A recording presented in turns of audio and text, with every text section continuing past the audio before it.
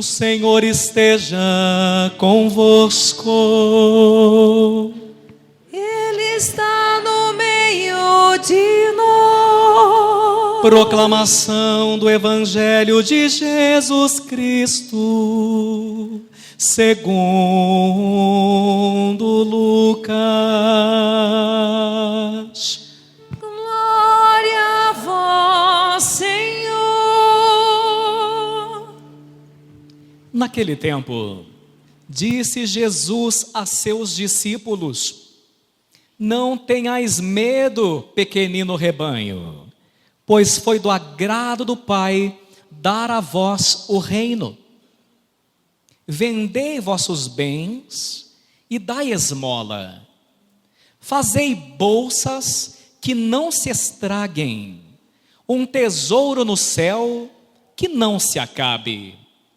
Ali o ladrão não chega, nem a traça corrói, porque onde está o vosso tesouro, aí estará também o vosso coração.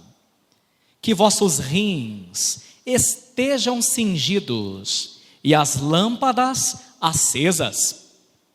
Sede como homens que estão esperando o seu Senhor voltar de uma festa de casamento, para lhe abrirem imediatamente a porta, logo que ele chegar e bater. Felizes os empregados que o Senhor encontrar acordados quando chegar. Em verdade, eu vos digo, ele mesmo vai cingir-se, fazê-los sentar-se à mesa, e passando, os servirá. E caso ele chegue à meia-noite, ou às 3 da madrugada, felizes serão, se assim os encontrar. Mas ficais certos, se o dono da casa soubesse a hora em que o ladrão iria chegar, não deixaria que arrombasse a sua casa. Vós também ficai preparados, porque o Filho do Homem vai chegar na hora em que menos o esperardes. Então Pedro disse: Senhor, tu contas essa parábola para nós ou para todos? E o Senhor respondeu: quem é o administrador fiel e prudente que o Senhor vai pôr à frente do pessoal de sua casa para dar comida a todos na hora certa? Feliz o empregado que o patrão, ao chegar, encontrar agindo assim. Em verdade, eu vos digo, o Senhor lhe confiará a administração de todos os seus bens. Porém, se aquele empregado pensar, meu patrão está demorando, e começar a espancar os criados e as criadas, e a comer, a beber e a embriagar-se, o senhor daquele empregado chegará num dia inesperado e numa hora imprevista. Ele o partirá ao meio e o fará participar do destino dos infiéis. Aquele empregado que, conhecendo a vontade do Senhor, nada preparou, nem agiu conforme a sua vontade, será chicoteado muitas vezes. Porém, o empregado que não conhecia essa vontade e fez coisas que merecem castigo, será chicoteado poucas vezes. A quem muito foi dado, muito será pedido. A quem muito foi confiado, muito mais será exigido. Palavra da salvação.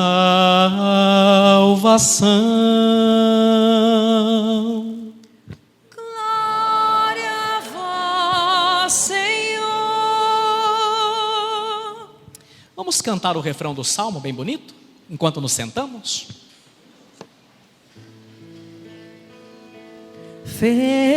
Feliz o o povo que o Senhor escolheu por sua herança. Feliz o povo que o Senhor escolheu por sua herança. Muito bem. Filhos e filhas da igreja amados, nós vemos na segunda leitura de hoje, por sinal, belíssima. Nós vemos o nosso conhecidíssimo Abraão com vestes de peregrino. Abraão está vestido com roupas de andarilho, como dizem os sorocabanos, com roupa de andante, de peregrino, porque ele está rumando a terra prometida. E a própria segunda leitura disse que o povo de Deus sempre se autodefiniu como migrantes e estrangeiros. E uma coisa curiosa é que a segunda leitura está lembrando do Antigo Testamento. Mas o povo do Novo Testamento, da Nova Aliança, que são os cristãos, os primeiros cristãos, sempre, desde que se conhecem como tais, isto é, como cristãos, como católicos, eles sempre se consideravam como estrangeiros, como exilados nesta terra. Nós precisamos entender que nós somos todos exilados, que nós estamos todos no exílio, que nós estamos com visto de permanência aqui, mas que aqui não é a nossa casa, que aqui não é a nossa terra. A nossa terra é a terra prometida, a nossa terra é o paraíso. E por isso nós rezamos também um bom católico, a boa católica na Ave Maria, todos os dias. Santa Maria, Mãe de Deus, rogai por nós pecadores. E na Salve Rainha você reza, gemendo e chorando. Pois é, meus amados e minhas amadas. E muita gente não sabe, porque lamentavelmente pouca gente fala disso, e também as pessoas não vão procurar se informar. Mas eu estou aqui para lhes dizer que os primeiros cristãos, os primeiros católicos, dos primeiros aninhos da nossa igreja, dos primeiros aninhos da nossa fé, sabiam que esta terra era uma pousada provisória. E por isso, porque sabiam que a pátria deles não era esta, mas era a pátria celeste, era a pátria do alto. Eles tinham um costume bonitinho, muito bonitinho, que você faz até hoje, talvez sem saber. E qual é?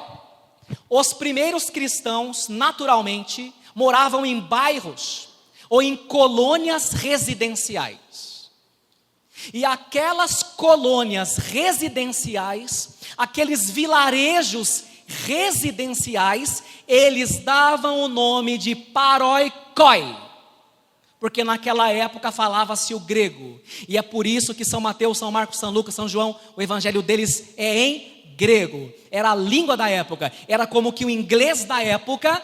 Eles chamavam as colônias residenciais de paroikoi. Ué, paroikoi te lembra o quê? Paróquia. E o que é que significa paróquia? Paróquia significa casa provisória, casa temporária.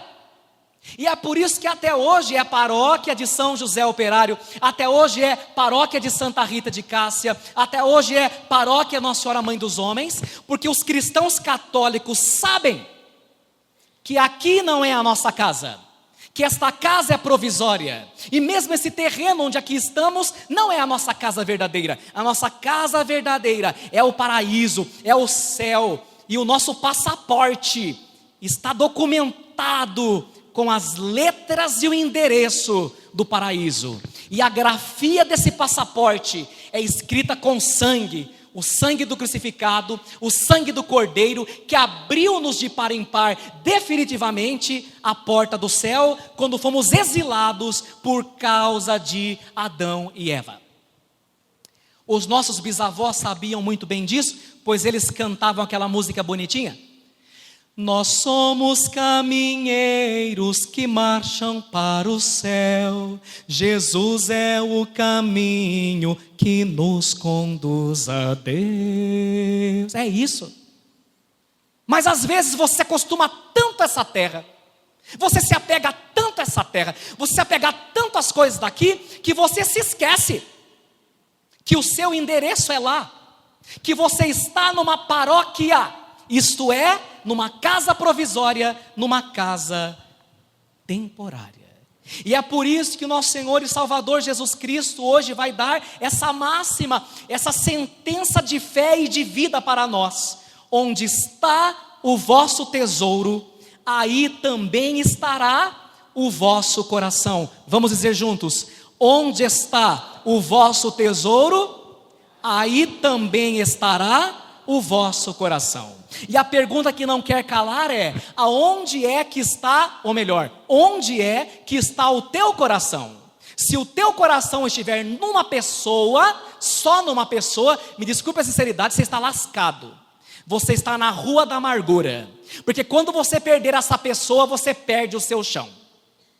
Se o seu coração está no seu trabalho, no seu emprego, ligue o pisca-alerta. Porque no dia que o teu patrão te mandar embora, já era a tua alegria, já era a tua felicidade. O teu coração não pode estar em nada que seja perecível, em nada que passe. O teu coração deve estar em Deus. Por isso, em toda a Santa Missa, e daqui a pouco, não é nem o padre, é Jesus que dirá a todos vocês, e vocês vão responder. Quer ver como todo mundo sabe? Corações ao alto. Mas nem sempre está. Nem sempre está. Às vezes está numa coisa, às vezes está numa pessoa, e é por isso que você se frustra tanto, e é por isso que você se entristece tanto, porque o teu coração muitas vezes ainda não está plenamente em Deus. Ser cristão é ter os pés na terra e o coração no céu, porque o nosso coração está em Deus. Corações ao alto. Assim seja. Agora, nosso Senhor disse também, e eu quero que nós repitamos, por favor, para curar o coração e a alma: fazei bolsas que não se estraguem. Juntos? Fazei bolsas que não se estraguem. O que Jesus quis dizer com isso? Bem, vamos entender. Na época dos apóstolos, as bolsas eram usadas tanto por homens quanto pelas mulheres. Agora está meio voltando essa moda, né? Vejo muito homem com bolsa por aí, né? Mas está voltando, né?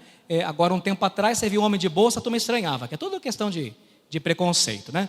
Mas na época de Jesus, homens e mulheres usavam bolsas. Como que as bolsas eram feitas?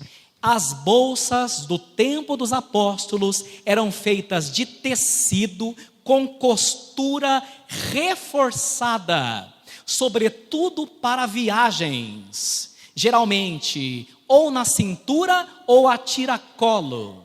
Mas lembrem-se que não havia sido inventado o dinheiro de cédula, o dinheiro era de metal. Imagine muita moeda numa bolsa e você galopando, né? Indo a cavalo. A bolsa tinha que ser com uma costura muito reforçada. Mas as bolsas, por serem de tecido, naturalmente se desgastavam, inevitavelmente com o tempo. E isso quando não eram comidas pelas traças. Então era comum a bolsa ficar guardada como se fosse num maleiro ou num baú. As traças faziam a festa. E a pessoa não percebia que a bolsa estava frágil e ia viajar. Então o que acontecia com ela? Ela perdia toda a economia que ela havia feito para a viagem. Quando a bolsa se fragilizava com o tempo ou pela ação das traças, claro, é óbvio, todo o conteúdo dela também estava ameaçado. Essas bolsas, como as carteiras de hoje, eram muito visadas pelos ladrões. Os ladrões, quando entravam numa casa, a primeira coisa que eles procuravam era a tal da bolsa de tecido, né? Então era assim que a coisa funcionava. Nosso Senhor Jesus Cristo, que gosta de falar de um jeito que todo mundo possa entender, Ele diz hoje para nós um conselho: olha, façam bolsas que não se estraguem. O que significa isso?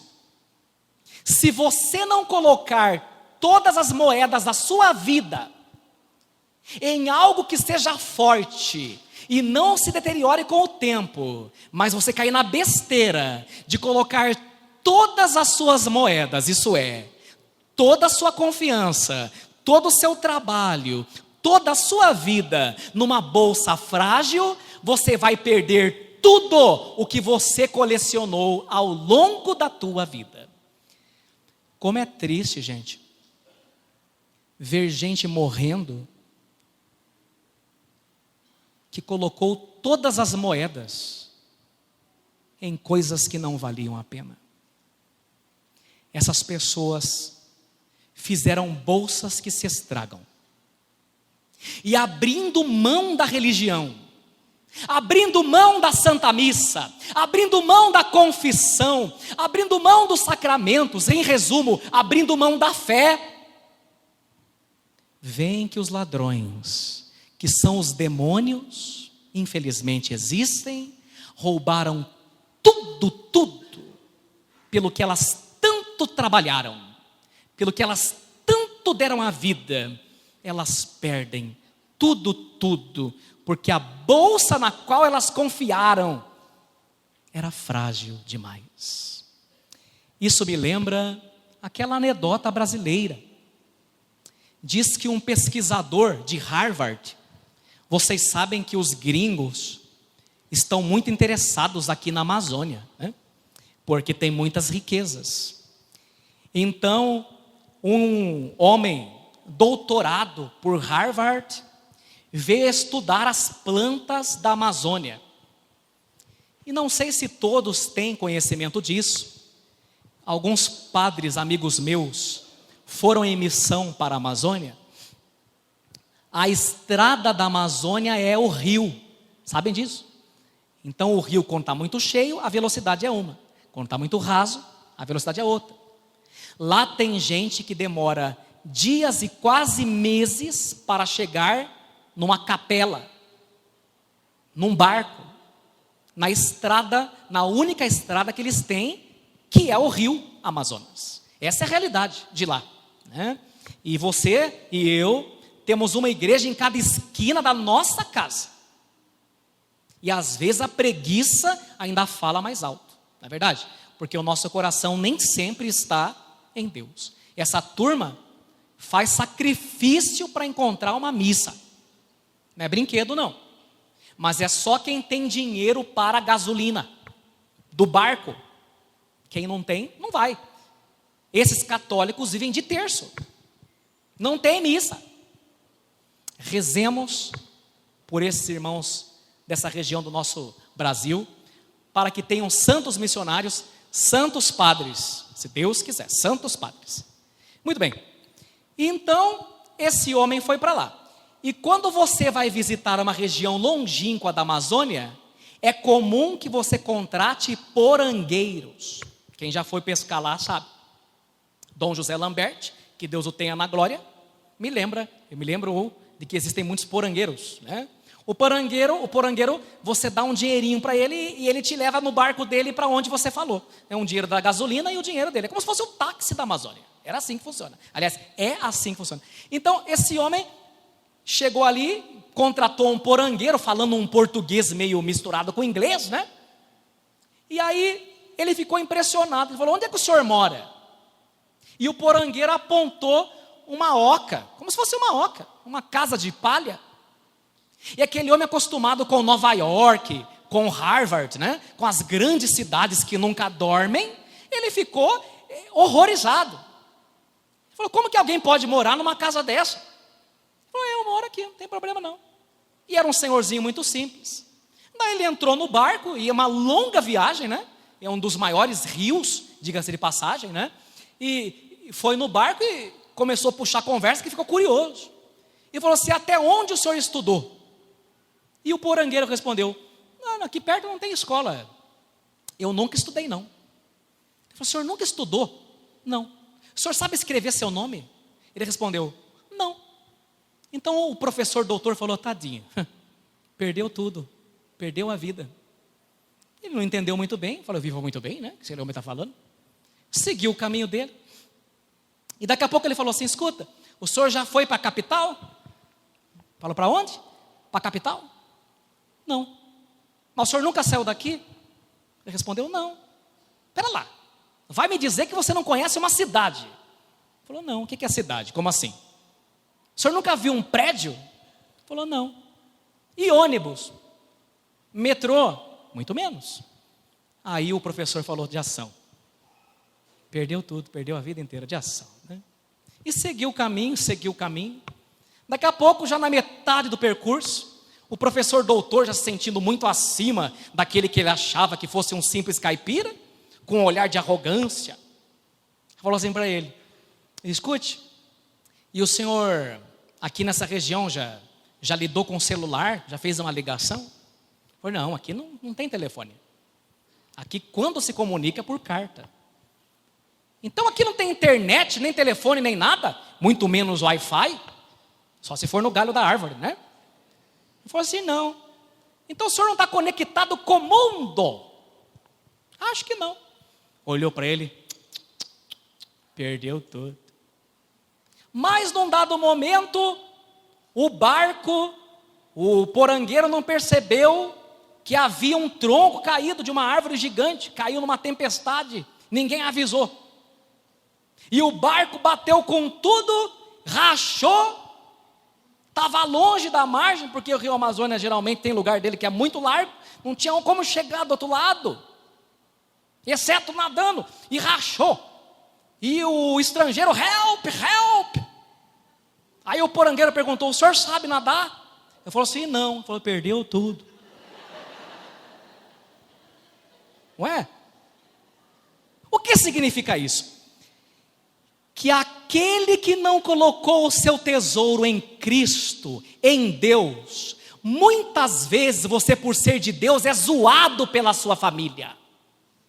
Você, por vir à missa, muitas vezes gente da sua casa tira sarro de você. Ah, teve lá uma festa cheia de chopp, você não foi, você escolheu a missa, você perde o lado bom da vida. Não é verdade? Teve uma festinha lá, nós levamos várias mulheradas, e você nem é casado ainda, e você não foi? De ação. Escolheu a igreja, retiro de carnaval, perdeu a vida. Mas no final, meus amados, quando chegar o último dia, é que nós vamos ver quem perdeu tudo e quem ganhou tudo, porque confiou em Deus e não perdeu a vida eterna, porque aprendeu a fazer bolsas que não se estragam. Com muito carinho, eu quero pedir a Jesus essa graça, de um dia quando eu morrer, de um dia quando nós partirmos, Nossa Senhora, no nosso leito de partida, diga, sorrindo: filho, você ganhou tudo, porque você escolheu o meu filho Jesus, e com ele não há naufrágio.